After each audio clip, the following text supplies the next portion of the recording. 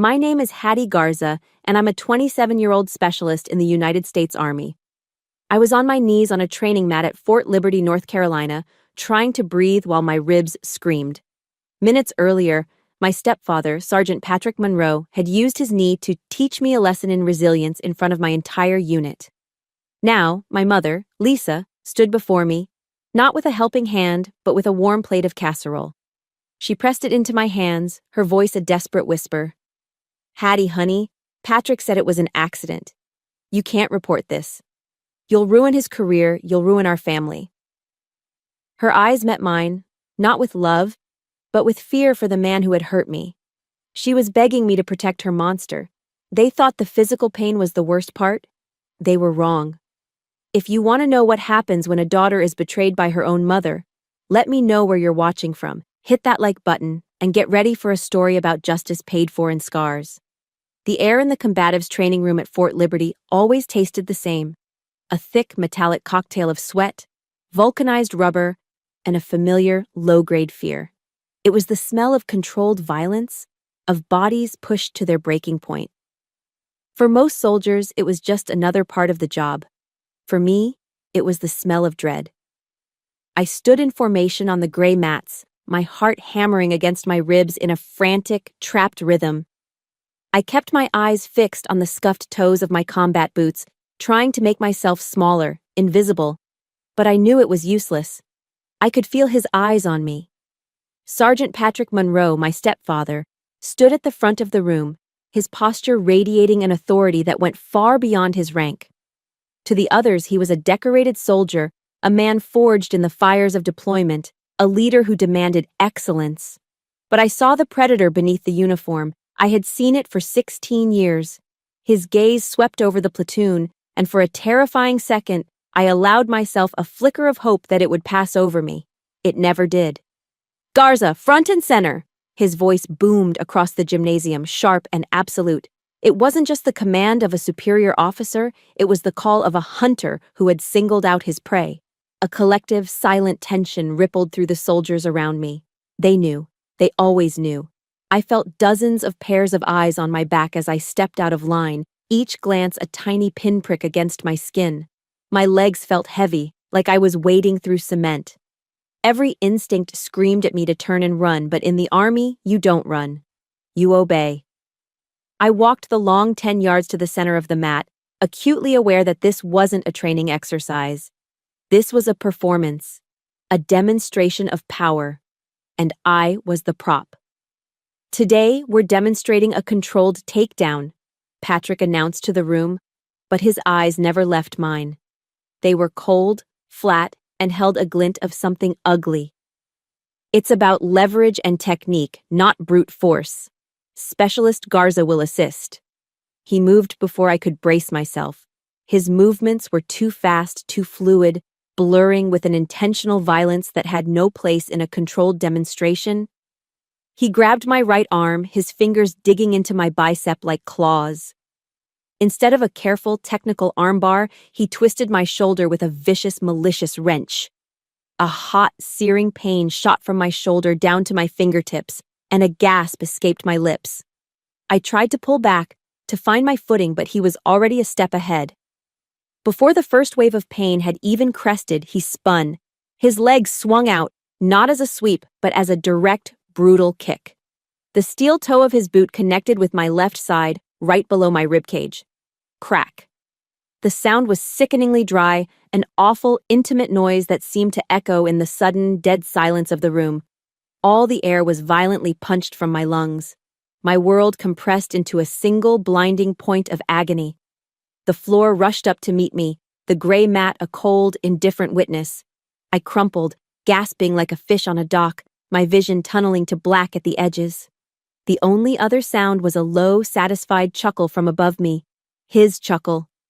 Through the haze of pain, I saw a shape move. PFC. Evans, a young soldier barely out of basic training, took a hesitant step forward, his face a mask of alarm. "Sergeant, should I?" Patrick didn't even look at him.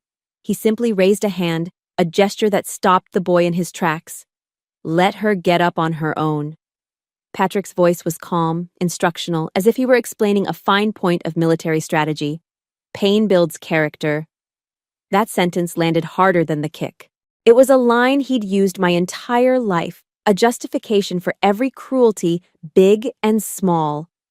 Across the room, I saw our platoon medic, a decent guy named Tyler, standing frozen. His face had gone pale, his medical training clearly telling him something was seriously wrong. But all it took was one sharp, dismissive glare from Patrick, and Tyler's shoulders slumped. He looked away, busying himself with his aid bag, becoming just another face in the silent, complicit crowd. The silence in that room was its own form of violence. It was a heavy blanket, suffocating me more than the lack of air in my lungs. It was the confirmation of a terrible truth. Here, his power was absolute.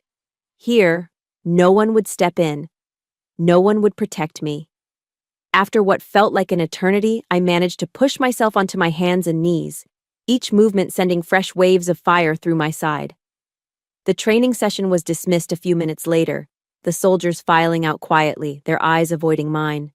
They left me in the echoing silence of the gym, alone with him. Patrick waited until the last person was gone before he walked over and hauled me to my feet by my good arm. He dragged me into a corner, out of sight of the doorway. "Don't you ever embarrass me with that kind of weakness again," he hissed, his face inches from mine. His breath smelled like stale coffee and rage. "This platoon needs to see strength, not that." He gestured dismissively at my broken state. I could only stare at the wall behind him, focusing on a crack in the paint, trying to dissociate from the searing pain in my side and the cold dread in my stomach. "And let's be perfectly clear," he continued, his voice dropping to a menacing whisper. "This was an internal matter, a training mishap. That medic, Tyler, he's going to write it up as a minor collision.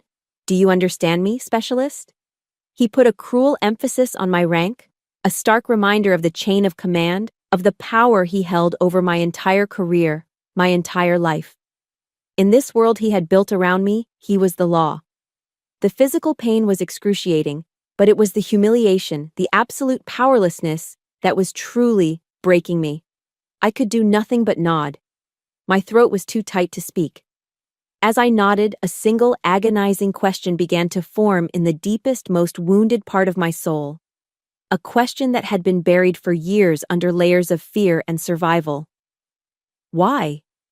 Why do I keep letting this happen? Back in the sterile quiet of my barracks room, I peeled off my uniform, the rough fabric scraping against my bruised skin. The sharp pain in my side was a familiar echo, a physical reminder of a deeper, older ache that had settled in my bones long ago. It pulled me back through time, back to the small house in rural North Carolina where the laughter had died.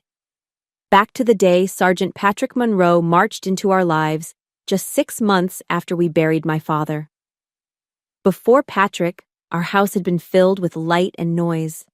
My dad, Sergeant Daniel Garza, had a booming laugh that could shake the windows and a smile that made you feel like you were the only person in the world.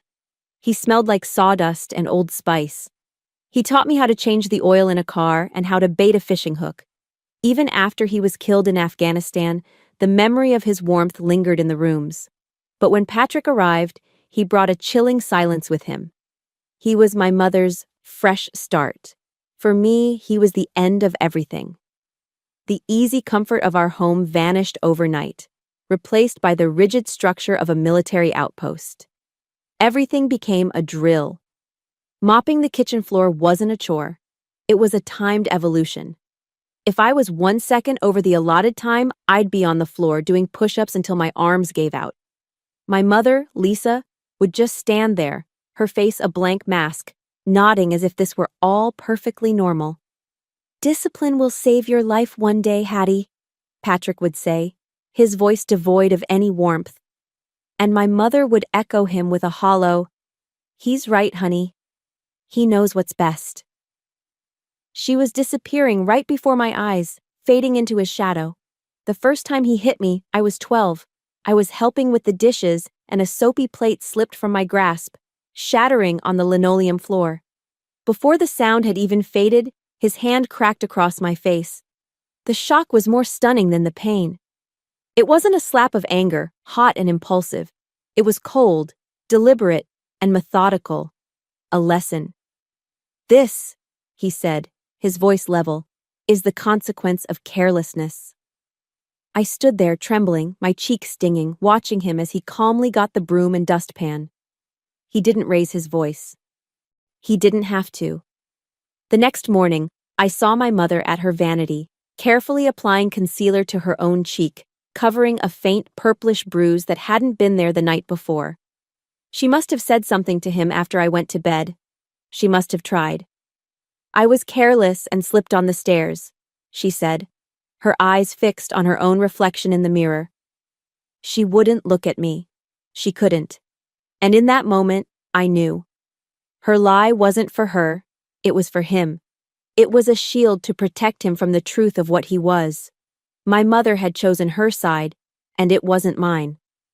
Her silence became a language I learned to speak fluently, a language of survival in a home that no longer felt safe. The ultimate betrayal, the one that carved the deepest scar, came on my 16th birthday.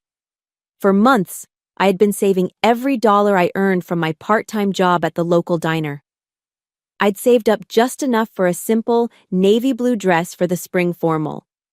It wasn't fancy, but it was mine. I loved the way the fabric felt, the way it moved when I twirled in front of my bedroom mirror. For a few minutes, I felt like a normal teenage girl.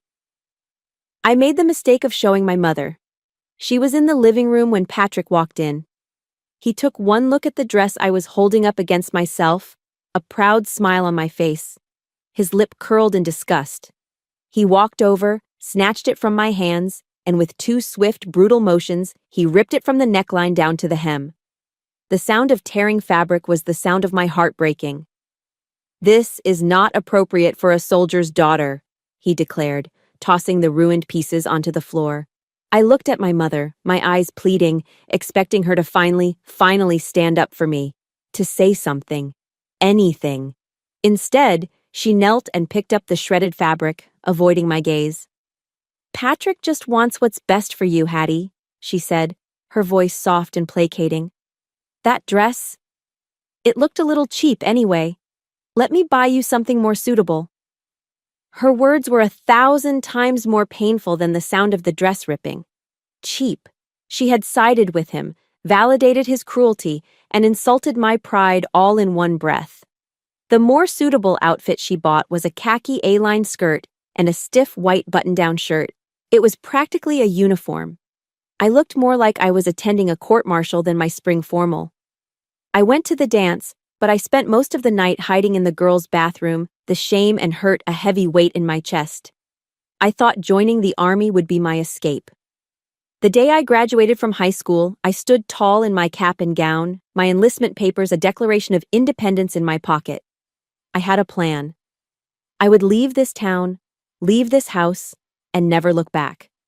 But even then, he wouldn't let me go. During the celebration afterward, as my mother snapped photos with a bright, false smile plastered on her face, Patrick pulled me into a hug. It wasn't a hug of congratulations. It was a hug of possession. He leaned in close, his voice a venomous whisper in my ear, meant only for me. "You can go wherever you want, but you remember this. I made you. You will never, ever be free of me." His words landed like a prison sentence.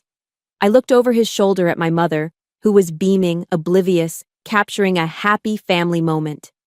It was then that the horrifying truth settled in my gut. The army wasn't an escape. It was just a bigger cage, with the same warden holding the key. If you've ever felt like your own parent was on the wrong side, that they chose to protect your abuser instead of you, please support this story with a like. And in the comments, just type, "I see you, Hattie." Because for years, I felt completely invisible. That feeling of being trapped, of being owned, followed me all the way to basic training, to my first duty station, and now, here. It was the answer to the question that had been screaming in my mind since the training room floor. Why did I let this happen?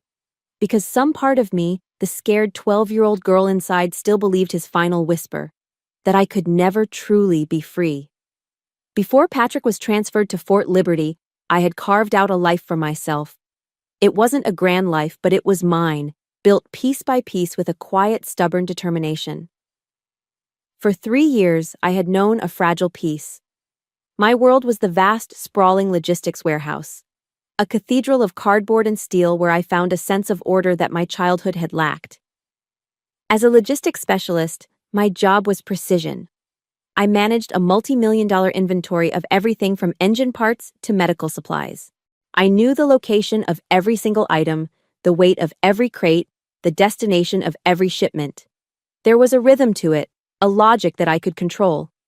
In the chaos of the military, I had created my own island of competence.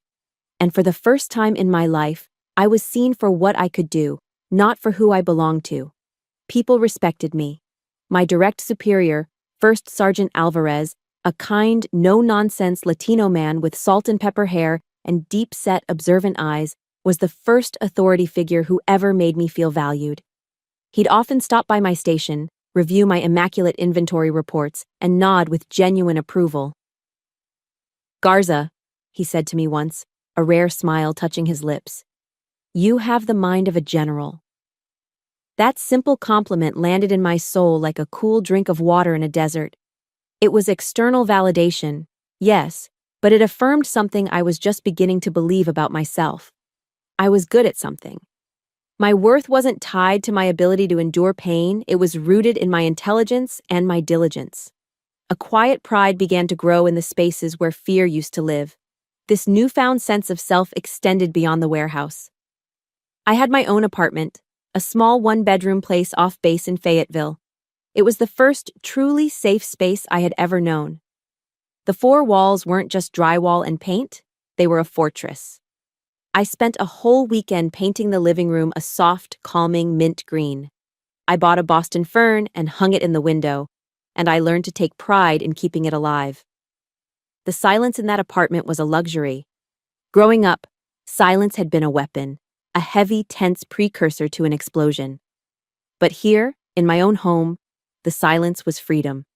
Every evening after work, I would change into civilian clothes, make myself a cup of chamomile tea with a little honey, and sit by the window to read.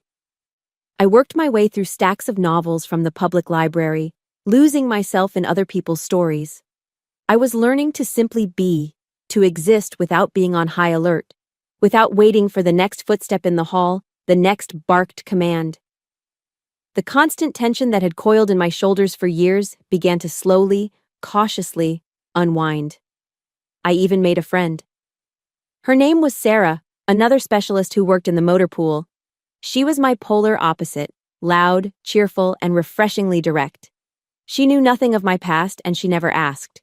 To her, I was just Garza, the quiet logistics nerd who was always too serious. "You gotta learn to smile, Garza," she'd tease me, poking me in the ribs. "It won't break your face, I promise." On weekends, she'd drag me out of my quiet apartment to a local diner, a place that smelled of frying oil and coffee and felt like a hug. We'd sit in a vinyl booth and order plates of Southern fried chicken, so crispy and perfect, with fluffy buttermilk biscuits and gravy. We'd talk for hours about everything and nothing, about stupid lieutenants, about the terrible instant coffee in the mess hall, about her dreams of opening a mechanic shop back home in Georgia. With Sarah, I felt a flicker of the normal, easygoing girl I might have been. That simple, uncomplicated friendship was a powerful medicine, showing me a version of myself I never knew existed. But the peace was always fragile. The shadow of my family was long, and it only took a phone call to remind me of it. One Tuesday night, my mother called. The conversation was short, superficial. She asked if I was eating enough. She told me the weather was getting colder. She mentioned Patrick got a commendation. Her voice was strained, distant, the voice of a stranger making polite conversation. She never asked how I was really doing. She never mentioned the past. It was as if the girl with the ripped prom dress had never existed. After I hung up, the quiet of my apartment suddenly felt different. It wasn't peaceful anymore. It was empty.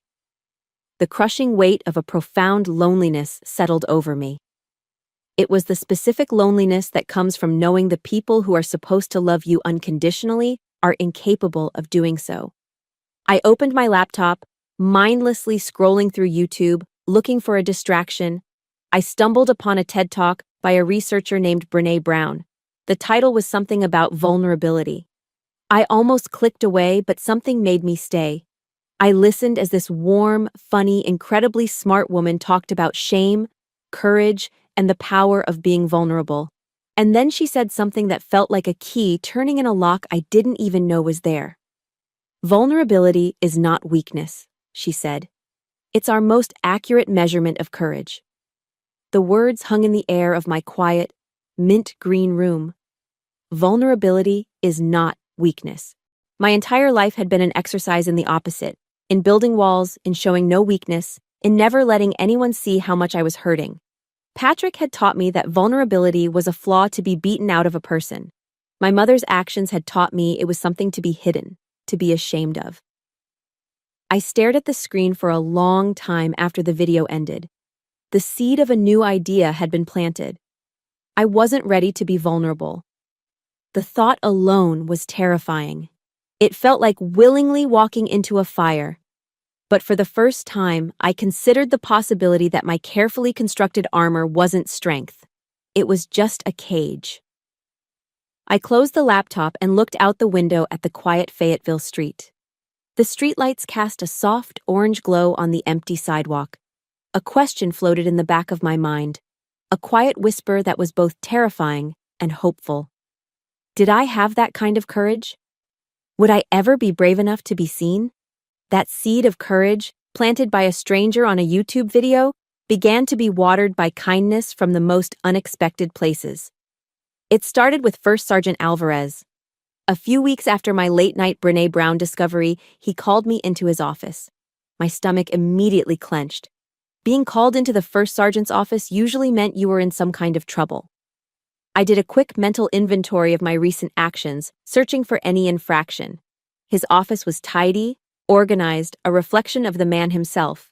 He gestured for me to sit, which was another surprise. "Specialist," he began, his voice calm and direct. "I've noticed you've been putting in a lot of late hours. Everything all right?" The question was so simple, so genuinely concerned that it caught me completely off guard. I was used to questions being interrogations, veiled accusations. I mumbled something non-committal about catching up on paperwork. He just nodded, studying my face for a moment. "I was looking over your file," he continued, leaning back in his chair. "I see your father was Sergeant Daniel Garza, 101st Airborne." He paused. "He was a great soldier, a damn good man. I served with him briefly at Fort Campbell before he deployed for the last time." My breath caught in my throat. "He told this story once," Alvarez said, a distant look in his eyes, "about how he fixed the battalion commander's Jeep with nothing but a paperclip and a piece of chewing gum. He had a gift for seeing how things worked." He looked directly at me then, and his gaze was filled with a warmth I hadn't expected. "You have that too, that gift. You see the patterns, you make things work." He leaned forward again, his voice dropping slightly. "My door is always open, Garza, for anything. You understand?" I could only nod, a painful lump forming in my throat. It was the first time an authority figure had ever looked at me and seen my father's daughter, not as a burden or a disappointment, but as a legacy. He saw me as a person, not just a subordinate. I walked out of his office that day feeling seen. It was a fragile, unfamiliar feeling, but it was there. The next small act of kindness came from a place I truly never expected. A few days later in the mess hall, my mind was somewhere else, probably replaying Alvarez's words, and my hands fumbled. My entire tray of food, spaghetti, green beans, and a slice of garlic bread, clattered onto the floor in a messy heap. My face burned with instant humiliation. I felt 100 pairs of eyes on me as I knelt to clean up the spill, my cheeks flaming. Suddenly, a new tray was placed quietly on the table beside me. I looked up to see the platoon medic, Tyler. The same Tyler who had stood by and done nothing in the training room. His face was full of an emotion I couldn't quite read. Regret, maybe? He didn't say much, just gave a small, sympathetic nod. "I got this one," he said quietly, gesturing to the mess on the floor before turning to walk away. That small act, that quiet gesture, spoke volumes. It said, "I know. I'm sorry I was a coward. I'm on your side." It was an apology and an alliance offered on a plastic tray. But the biggest shift came as the holidays approached. Thanksgiving. For me, it was always a day to dread, a stark reminder of the family I didn't have. I was planning on spending it alone in my apartment with a frozen pizza, but Sarah wouldn't have it. "No way, Garza," she'd said, shaking her head emphatically. "You're coming home with me. My parents live an hour away. Mom makes the best pumpkin pie in North Carolina, and Dad will talk your ear off about the 85 Bears. It's happening." I tried to refuse, but she was relentless. So on Thanksgiving morning, I found myself in her car, driving to a small, noisy, chaotic house that smelled like heaven. The moment I walked in, the air was thick with the rich scent of roasting turkey, cinnamon, and sage. Sarah's mom, a bustling woman with a huge smile, enveloped me in a hug that smelled like flour and vanilla. Kids were running underfoot. A football game was blaring on the TV, and the whole house was humming with the cheerful energy of a family that genuinely loved being together. Sarah's dad, a retired master sergeant with a firm handshake and kind eyes, took one look at me standing awkwardly in the entryway and pulled me into a gruff, fatherly embrace. "Welcome to our circus," he said, his voice rumbling in his chest. "In this house, no soldier ever eats a holiday meal alone, ever." His words hit me with the force of a physical blow. The raw, unconditional acceptance from this stranger, this man who had no reason to care about me, was more than I could handle. I mumbled an excuse and fled to the bathroom, locking the door behind me. I braced my hands on the sink and just sobbed, silent tears streaming down my face. They were tears of gratitude, but also tears of a profound, bottomless grief for the family I should have had, for the father I lost, for the mother who had let me go.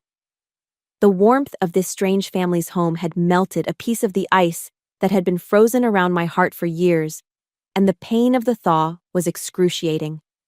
After the holidays, life settled back into its routine, but something in me had changed. I felt less alone. But my fragile peace was about to be shattered. A week later, First Sergeant Alvarez called me back into his office. This time, his expression was serious, his brow furrowed with concern. "Garza, sit down," he said, skipping the pleasantries. "I've been hearing some chatter. There's a new sergeant coming in to lead some of the advanced training modules." He paused, looking at a personnel sheet on his desk. "Name's Monroe. Patrick Monroe." He looked up, his eyes searching mine. He asked the question casually, but I could feel the weight behind it. "Any relation?" The air in the room grew cold. My blood felt like it was turning to ice in my veins. My carefully constructed world began to tilt on its axis. "He's my stepfather, First Sergeant," I managed to say, my voice barely a whisper. Alvarez was silent for a long moment, his expression hardening. The kindness in his eyes was replaced by a grim understanding. He leaned forward, his voice low and serious. "Listen to me very carefully, Garza. Be smart. Be careful," he said. "Fort Liberty is a big place, but sometimes it's a very, very small town." His warning was a lifeline, a confirmation that I wasn't crazy, that the threat was real. But it was also a storm cloud on the horizon, a promise that the monster I had spent years trying to outrun had finally, inevitably, caught up to me. The fragile peace I had built shattered the first time I saw him on base. I was in the gym, my sanctuary, the one place where the rhythm of the treadmill and the burn in my muscles could drown out the noise in my head. I was in the middle of a run when I felt it, that old, familiar prickle on the back of my neck, the feeling of being watched. I scanned the crowded room and my heart seized. There he was, Sergeant Patrick Monroe. He wasn't in uniform, just gray sweats and a t-shirt, but he radiated the same chilling authority. He was standing near the weight racks, not exercising, just watching me with that familiar, critical gaze that stripped away all my competence, all my progress, and left me feeling like that clumsy 12-year-old girl again. He let me see him watch me for a full 5 minutes before he moved. He walked over and claimed the treadmill right next to mine, the hum of his machine a menacing intrusion into my space. We ran in silence for a few minutes, the only sound our synchronized footsteps on the moving belts. "Still weak, I see," he said, his voice low, pitched just for me to hear over the gym noise. "Don't disappoint me this time, Garza." Just like that, the air grew thin. The expansive, high-ceilinged gym suddenly felt like a cramped, suffocating box. My fortress had been breached. He hadn't just returned to my life, he had invaded my sanctuary. The scared 10-year-old girl I thought I'd left behind was clawing her way back to the surface, her panic making it hard to breathe. I finished my run, wiped down the machine with trembling hands, and fled. The invasion didn't stop there. It became more insidious, creeping into my life through the one thing I couldn't escape: my phone. A few nights later, at 2 a.m, my phone buzzed on the nightstand. The screen lit up with a text from an unknown number. My blood ran cold. "Logistics report for EO 800 needs to be perfect." There was no name, but I knew. Of course I knew. How did he even get my schedule? The next night, another one. 3:15 a.m., saw your light was on, get some sleep, soldiers need to be sharp. It was a digital leash. The messages themselves were innocuous enough to be deniable. On the surface, they looked like the words of a diligent, caring NCO. But I knew the real message. I am watching you. I am always watching you. There is nowhere you can hide. Sleep became a stranger. Every buzz of my phone sent a jolt of adrenaline through me. My small, mint-green apartment, once my haven, now felt like a glass cage. I started double-checking the locks, drawing the blinds as soon as I got home, living under a constant low-level siege. My hard-won peace was eroding, grain by grain. The final assault came, as it always did, through my mother. She called me on a Saturday afternoon, her voice a syrupy, artificial sweet that immediately set my teeth on edge. "Hattie, honey, how are you?" "I'm fine, Mom," I said, my voice flatter than I intended. "Well, I was just talking to Patrick," she chirped, "and he mentioned you seemed a little stressed at work. He's worried about you, sweetie. He said he just wants to help you advance in your career and you have to be willing to accept his guidance." The practiced innocence of her words, the way she framed his stalking as guidance, made a hot, bitter anger rise in my throat. I couldn't hold it back. "Mom, he's not guiding me, he's harassing me," I said, my voice tight. "He's texting me in the middle of the night, he's following me, this isn't normal." There was a long sigh on the other end of the line, a sigh I knew all too well. It was the sound of my reality being dismissed. "Oh, Hattie, don't be so dramatic. You've always been so sensitive," she said, her tone shifting from sweet to weary and condescending. "Patrick holds a high standard for his soldiers, that's all. He's a respected sergeant. Just be a good soldier and listen to your superior officer. Make us proud." Make us proud. The call ended, but the conversation replayed in my head, each word a fresh stab of betrayal. She wasn't just a silent accomplice anymore. She was an active participant, his mouthpiece. She had taken my fear, my legitimate plea for help, and twisted it into a character flaw. I was the one who was too sensitive. It was a classic move from his playbook, and she had delivered it flawlessly. I was left with the bone-deep, soul-crushing certainty that I was utterly, completely alone in this. I sat there in the dark of my living room for a long time, the phone still clutched in my hand, trembling. The fear was a physical thing, a cold knot in my stomach. But then, something else began to stir beneath the fear. A different kind of cold. It was the cold, hard clarity of fury. My mother's words had been meant to break me, to force me back into submission. But they did the opposite. They severed the last, threadbare cord of hope I had that she might one day choose me. The illusion was gone. There was nothing left to lose.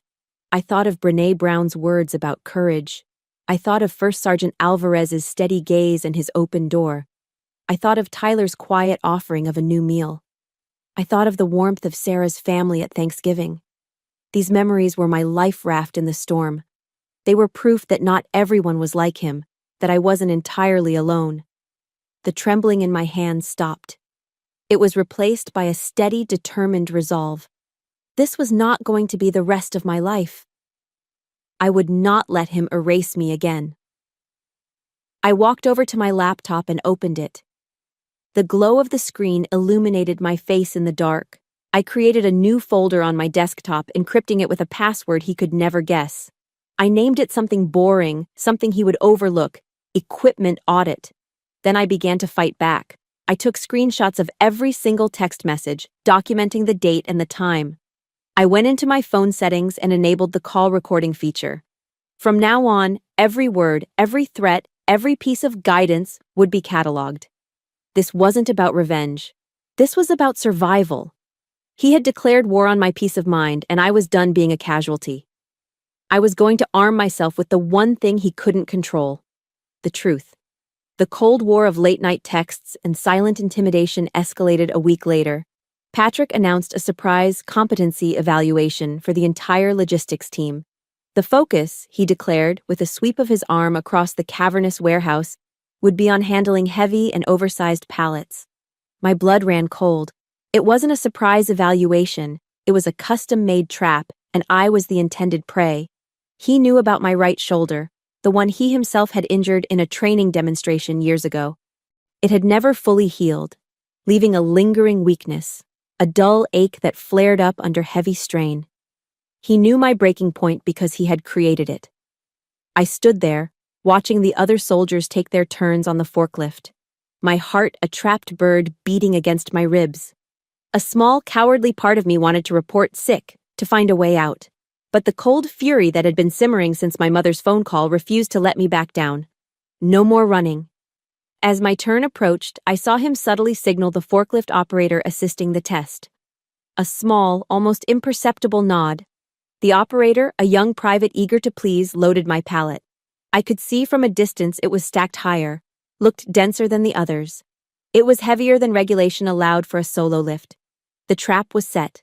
My hands were slick with sweat as I climbed into the forklift. The warehouse felt unnaturally quiet, the usual cacophony of machinery and voices fading into a low hum. I could feel every eye in the room on me. I took a deep breath, trying to summon a calm I didn't feel. In my mind, I saw a verse from the small Bible my father used to carry, a verse he had underlined in red ink. "The Lord is my light and my salvation. Whom shall I fear?" I engaged the hydraulics, the forks rising with a low whine. I eased the machine forward, sliding the forks under the pallet. I could feel the strain on the machine as I began to lift. The front wheels of the forklift bucked slightly under the excessive weight. My weak shoulder screamed in protest as I gripped the controls, trying to keep the load balanced. For a heart-stopping moment, I thought I had it. The pallet was a foot off the ground. Then, it shifted. A slight fatal tilt to the right. I tried to correct, but it was too heavy, the momentum too great. The entire pallet, loaded with heavy-duty vehicle parts, slid off the forks and crashed onto the concrete floor with a deafening, metallic explosion of sound. Silence. A total, suffocating vacuum of sound. In that silence, Patrick walked forward from the edge of the room. He didn't rush. He moved with the slow, deliberate pace of a showman taking his final bow. He stopped in front of my forklift and looked at the mess on the floor, then up at me. He shook his head with a look of perfectly feigned disappointment. "Well, Garza," he said, his voice ringing out, loud enough for every soldier in that warehouse to hear. "I thought I trained you better than that." He let the words hang in the air, a public indictment of my incompetence. Then, he delivered the killing blow. "Your father would be so disappointed to see his daughter turn out to be this weak." His words struck a nerve so deep, so raw, that something inside me finally snapped. It wasn't a slow fraying, it was a clean, sharp break. Hot tears sprang to my eyes, but they weren't tears of sadness or humiliation. They were tears of pure, unadulterated rage. The fear I had lived with my entire life was incinerated in that single white-hot flash. I killed the engine, climbed down from the forklift, and walked until I was standing directly in front of him. I could feel the heat radiating from my own skin. I stood up straight, lifted my chin, and looked him directly in the eye for the first time without flinching. My voice trembled, but it was clear and carried across the silent floor. "Sergeant Monroe," I said, my words precise and cold. "My father taught me about honor. He would never use it to humiliate another soldier." The entire warehouse held its breath. You could have heard a pin drop. For the first time, someone had spoken back. Someone had challenged him. Patrick's face, for a split second, was a mask of stunned disbelief. Then a dark, furious red crept up his neck, flooding his cheeks. He was losing control, and he knew it. He recovered quickly, his military bearing snapping back into place like a shield. "Specialist Garza," he barked, his voice tight with fury. "My office, now." It was the command that had always worked, the one that sent me scurrying away in fear. But the fear was gone. "No, Sergeant," I said. My voice didn't tremble this time. It was steady. It was iron. "I will not be going anywhere alone with you. Ever again." He was momentarily speechless, his mouth opening and closing silently. I pressed on, the words flowing from a place of newfound strength. "Whatever you have to say to me, you can say it right here in front of all these witnesses." I paused, then delivered the final calculated checkmate. "Or we can discuss it in a meeting with First Sergeant Alvarez." I had invoked a higher power. I had drawn a line in the sand, not with a stick, but with the full weight of the chain of command he revered so much. His authority in this single moment was nullified. He was trapped. The entire platoon was watching, and I had just offered him a choice between public accountability and a meeting with his own superior. He stared at me, his jaw clenched, his eyes burning with a hatred so pure it was almost beautiful. He was completely and utterly silenced. I held his gaze for one more second, letting him see that the person he had created was gone. Then, I turned my back on him. I walked away, my footsteps echoing in the stunned silence of the warehouse. I wasn't a victim scurrying away from a fight. I was a soldier, and I had just declared war. If you have ever had that one moment where you finally said, "Enough is enough," and stood up for yourself, hit the like button to stand with me. In the comments, just write one word: warrior. Let's see how many of us there are. My declaration of war in the warehouse left me with a terrifying clarity. I had publicly defied him, and there was no going back. The adrenaline from the confrontation carried me on autopilot, my feet moving with a purpose I hadn't felt before. I walked straight from the warehouse to the administrative building, my mind a blank slate except for one name: Alvarez. My heart was hammering against my ribs as I stood before his closed office door, my knuckles hovering for a moment before I knocked. The sound was too loud in the quiet hallway. "Come in," his voice called out. I pushed the door open. He was behind his desk, and the moment he saw me, his expression shifted from professional curiosity to a deep, knowing gravity. He stood, walked to the door, and closed it, the click of the lock echoing in the small space. "I saw what happened out there, Garza," he said, his voice low and serious.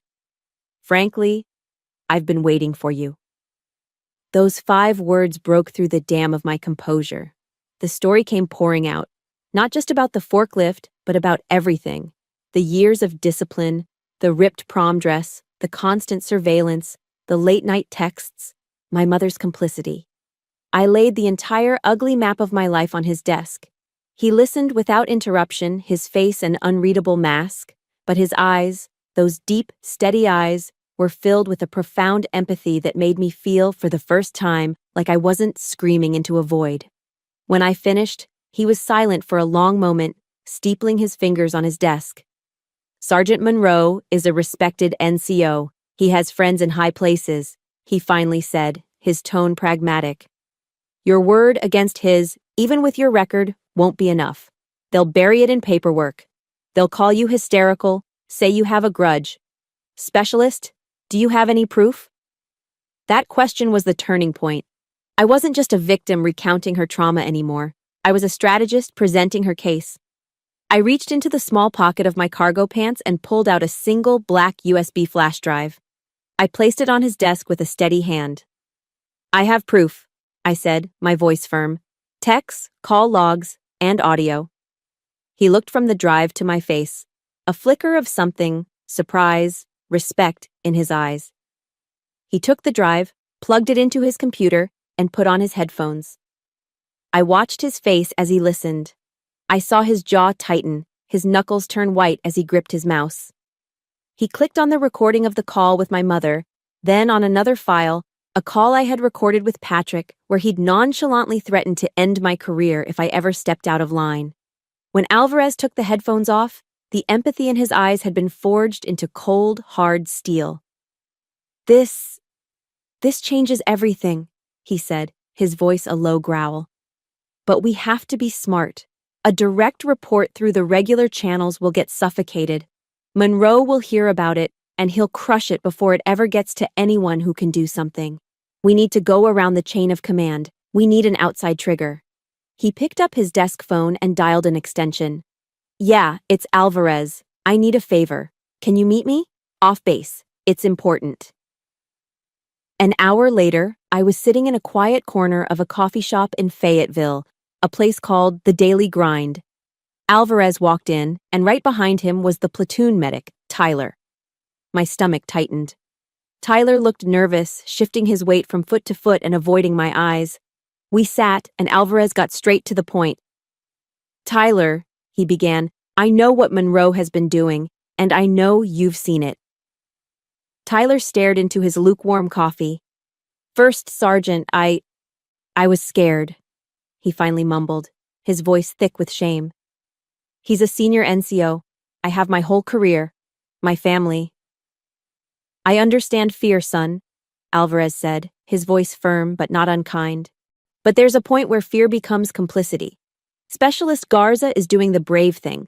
The question is, are you? Tyler looked up then, and his eyes finally met mine.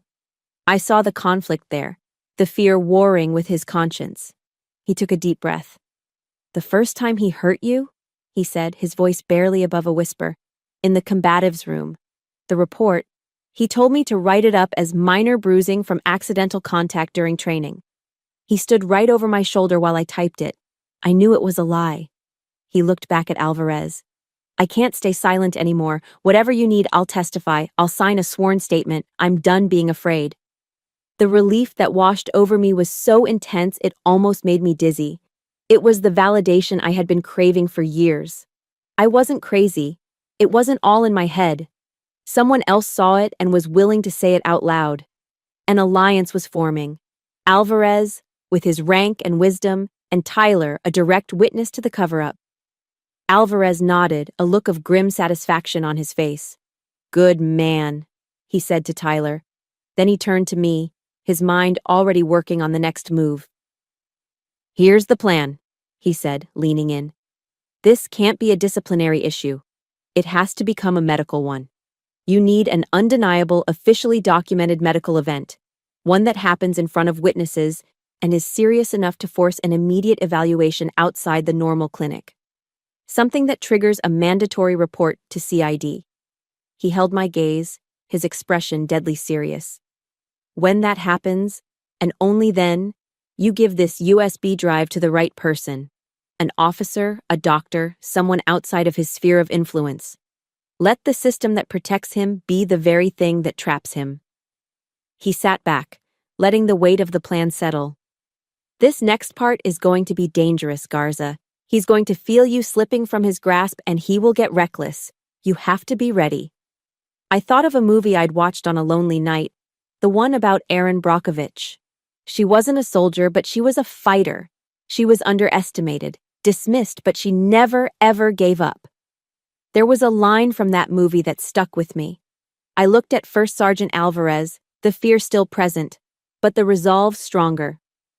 I gave him a single firm nod. I'm ready, I said. I wasn't just Hattie Garza anymore. I wasn't just a victim.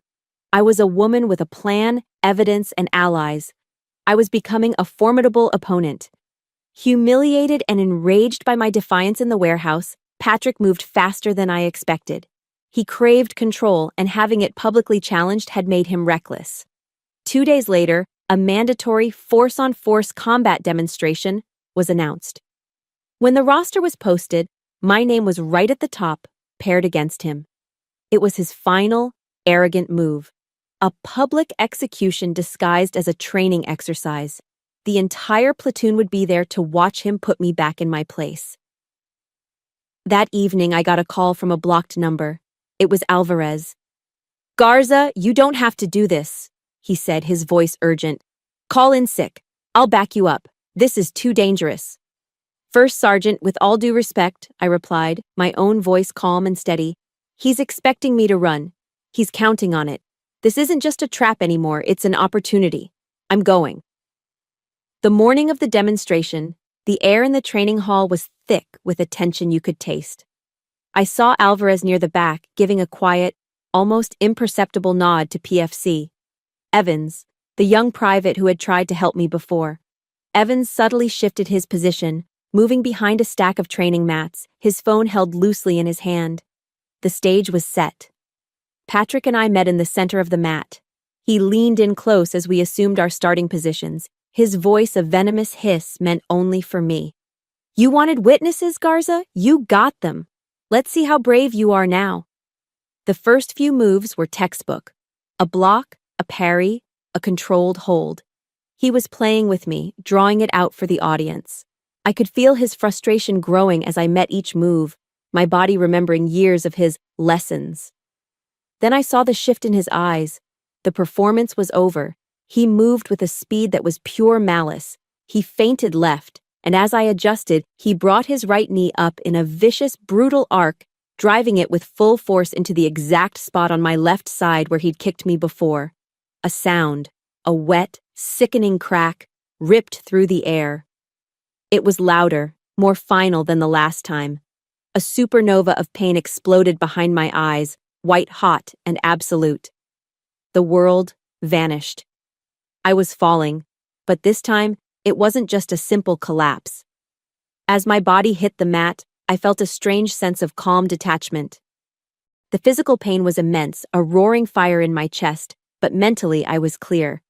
I heard a small, satisfied grunt from him.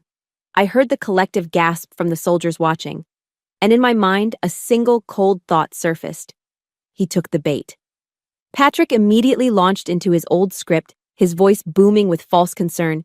"It was just a collision! She lost her footing! Someone get the medic!" Tyler rushed forward, aid bag in hand. But this was not the same hesitant, frightened medic from before.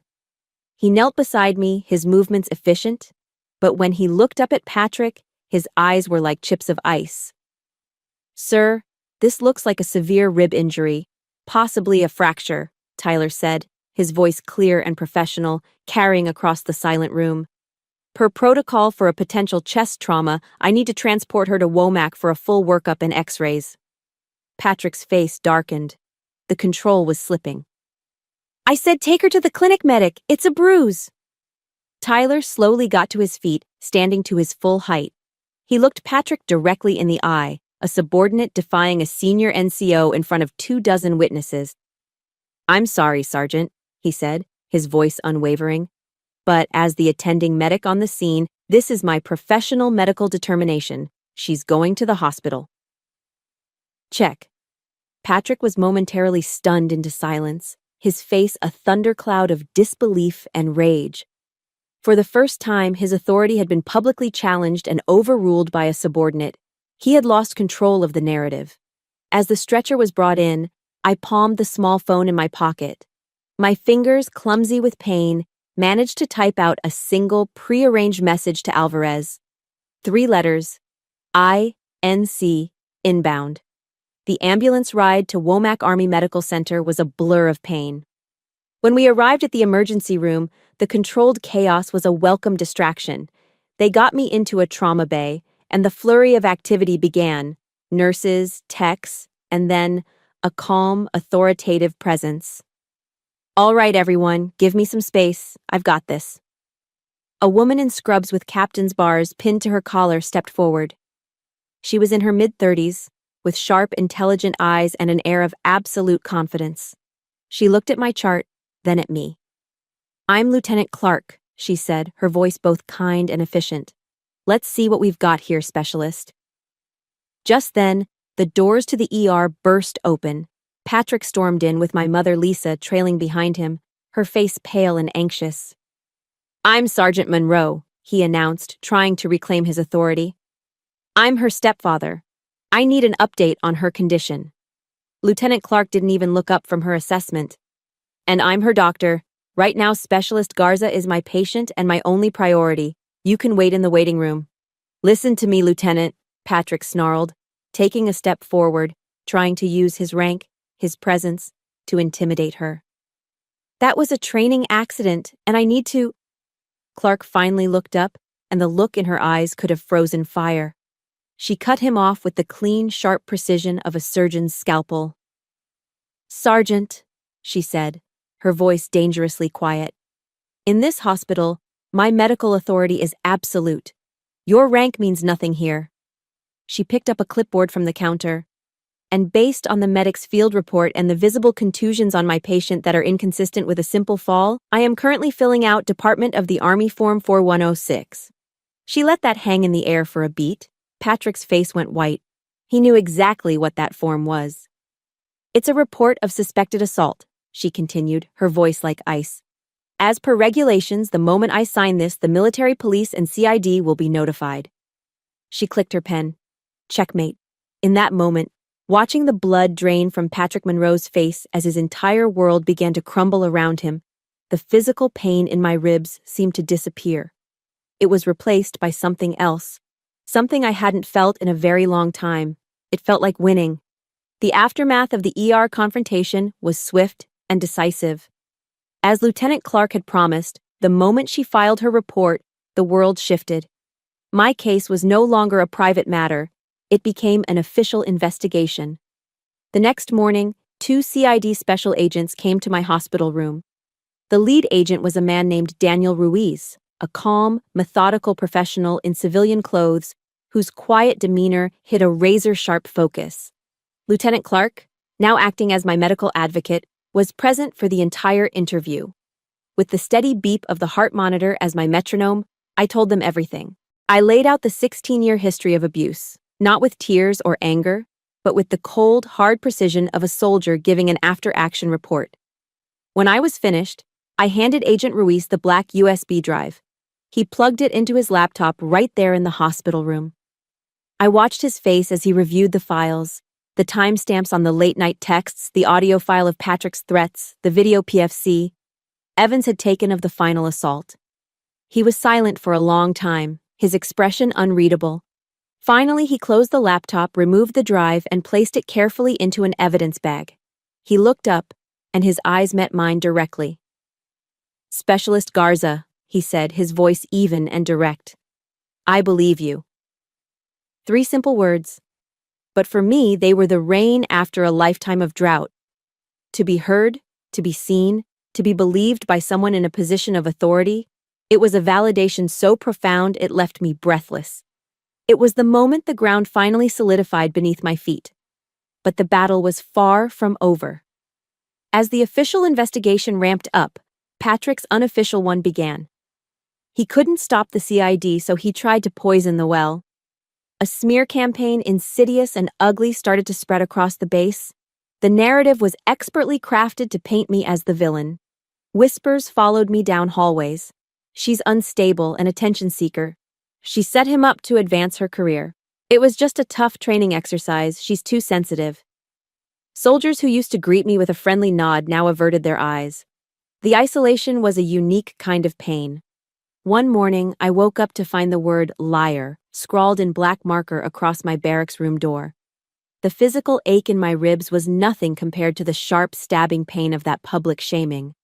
It felt like the entire world was siding with him, just like my mother always had. I was sitting on my bed, staring at the hateful word, when my phone buzzed. It was a text from Maya Clark. "Hattie, when a corrupt system can't attack your story, it attacks your character. The fact they're fighting this dirty means you're winning. Stay strong." Her words were a lifeline. I took a picture of the door for evidence, and then I scrubbed the word off until my knuckles were raw. They could attack me, but I wouldn't let their labels stick. The preliminary hearing, the Article 32, was held a month later in a sterile, impersonal courtroom on base. It was there that I saw my mother for the first time since the hospital. She was called as a character witness for Patrick. She walked to the stand, her face pale, avoiding my gaze. At first, she recited the lines he had clearly fed her, repeating the training accident story, painting him as a dedicated, tough but fair leader. But under the sharp, relentless questioning from my appointed lawyer, a brilliant JAG captain named Rachel Kim, my mother's story began to unravel. Captain Kim didn't raise her voice. She simply presented facts. Then she pulled out an evidence folder. "Mrs. Monroe," Captain Kim said, her voice gentle but firm, "I'd like to show you a photograph." She placed an 8x10 photo on the projector. It was a picture of me on my 16th birthday, the one my mother had taken. I was standing awkwardly in that stiff, military-style outfit she'd bought me, my eyes hollow and sad, the ghost of a forced smile on my lips. "Do you remember this day, Mrs. Monroe?" Captain Kim asked. "Your daughter's sweet 16. She had saved her own money for a prom dress. Do you remember what happened to that dress?" My mother stared at the image of her sad, broken daughter projected on the screen. Her carefully constructed composure began to crack. Her hands trembled. "Mrs. Monroe," Captain Kim pressed softly, "is this what a mother's love looks like?" That was it. That was the question that broke her. A choked sob escaped my mother's lips. She looked from the photograph to me, her eyes finally meeting mine across the courtroom, and I saw 16 years of fear, regret, and shame finally break through the surface. She crumpled on the witness stand, her face in her hands, her body shaking with gut-wrenching sobs. "No, no," she wept, her voice muffled and broken. "He controlled everything. He told me he would ruin us both, that we'd have nothing. I was so scared." Her eyes, red-rimmed and pleading, found mine again. "I'm sorry, Hattie. Oh God, I'm so sorry. Mommy is so sorry." Her confession, raw and agonizing, sucked all the air out of the room. It was the complete and total demolition of the wall of lies Patrick had built around our family for nearly 2 decades. After the hearing concluded, with the investigating officer recommending a full court-martial, my mother waited for me outside the courtroom. Her face was tear-streaked, her eyes puffy. "Hattie," she began, her voice hoarse. Can we please just talk? Maybe we can start over?" I looked at the woman who gave birth to me. The anger I had held for so long was gone, replaced by a vast, empty sadness. She was a victim too, in her own way. But that didn't erase the choices she had made. "Mrs. Monroe," I said, the formal address creating a sudden, necessary distance between us. Her face flinched as if I'd slapped her. "I forgive you," I continued, the words feeling strange and new on my tongue. "I forgive you not for you, but for me. I can't carry this anger anymore." A flicker of hope sparked in her eyes. "But," I added, my voice gentle but absolute, "I can't let you back into my life. My boundary begins here, today." For the first time in my life, I was the one closing the door. I turned and walked away, leaving her standing there with her too-late apology. It was the most painful and the most powerful step I had ever taken. I was finally healing myself. The court-martial was a tense, exhausting affair. Patrick's defense attorney was slick and aggressive, painting a picture of me as a disgruntled, vindictive soldier with a personal vendetta. He twisted my dedication into obsession, my pain into instability. For 3 days, I sat there, a statue of composure, while he tried to dismantle my character, piece by piece. But character assassination is no match for irrefutable fact. The evidence Captain Kim presented was a fortress. PFC, Evans's shaky but clear cell phone video of the final assault played on a large screen, the sickening crack of my ribs echoing in the silent courtroom. Lieutenant Maya Clark and other medical experts testified with cold, clinical precision about the nature of my injuries. My mother's tearful testimony from the Article 32 hearing was read into the record, but the final nail in his coffin was his own voice. When Captain Kim played the audio file from my USB drive, the courtroom fell utterly silent. Patrick's voice, cold, arrogant, and dripping with menace, filled the space. I will end your career. The words hung in the air, an undeniable admission of his intent. He couldn't deny his own voice. He couldn't escape his own words. He was trapped in the web of his own making. The panel of officers deliberated for what felt like a lifetime. I sat at the defense table, my hands clasped tightly in my lap, Maya's hand resting reassuringly on my shoulder. Time seemed to stretch and warp, each tick of the clock a hammer blow against my nerves.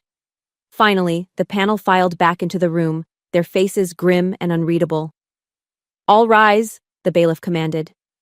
We stood. The head of the panel, a stern-faced colonel, cleared his throat and looked directly at Patrick.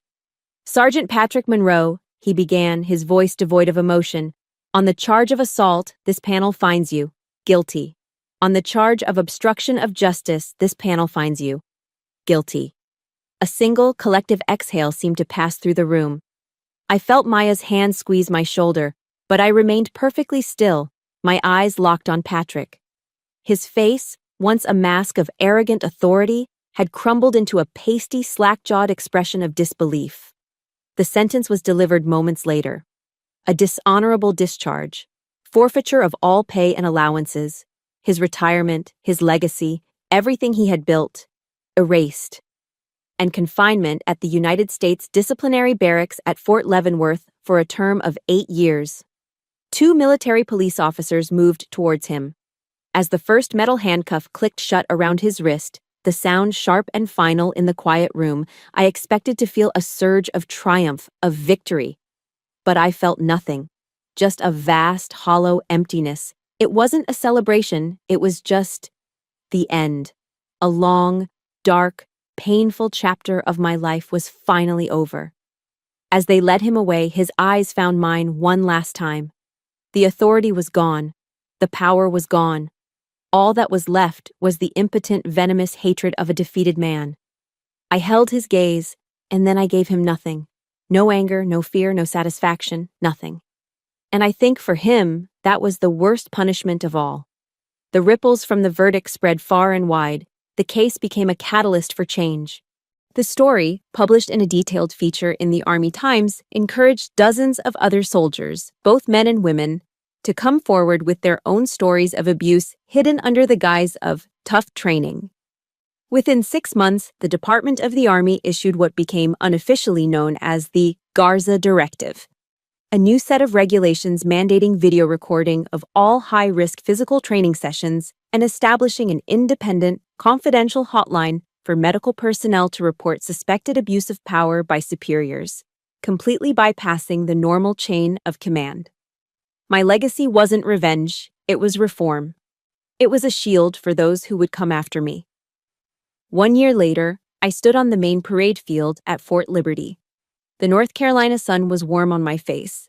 I was in my dress uniform, standing in formation, but this time, I wasn't a victim, I was an honoree. When my name was called, I walked forward as First Sergeant Alvarez pinned the Army Commendation Medal to my chest for acts of courage and service. He leaned in, his voice a proud whisper only I could hear. "Your father would be so damn proud of you, Hattie." A tear I didn't try to stop rolled down my cheek. After the ceremony, I found a quiet bench overlooking the field. I took out a new, leather-bound journal. For years, my life had been a story written by someone else. Now, it was my turn to hold the pen. Inspired by women like Michelle Obama, who had turned their personal journeys into universal messages of strength, I had started to write. Not to dwell on the past, but to define my future. I had made a decision. I was staying in the Army, but I was changing my path. I had been accepted into a program to retrain as a behavioral health specialist. I was going to become a counselor, a support system for soldiers struggling with the invisible wounds of service. Patrick Monroe had tried to break me, to shape me into a tool for his own ego. Instead, he had forged me into a weapon for healing. He had inadvertently helped me find my true life's purpose. I took a deep, slow breath, filling my lungs with the clean, pine-scented air of North Carolina. It had never tasted so sweet. For the first time, the silence around me wasn't empty or threatening. It was peaceful. It was possibility. It was mine. I had survived the long, dark night, and standing here under the bright, open sky, I knew with every fiber of my being that I was finally creating my own sunrise. My story is finished, but I know that for so many of you listening, your own is still being written. The greatest lesson I learned is that your value is not determined by those who try to diminish you. It's forged in the moments you choose to stand up, to speak out, and to draw your own boundaries.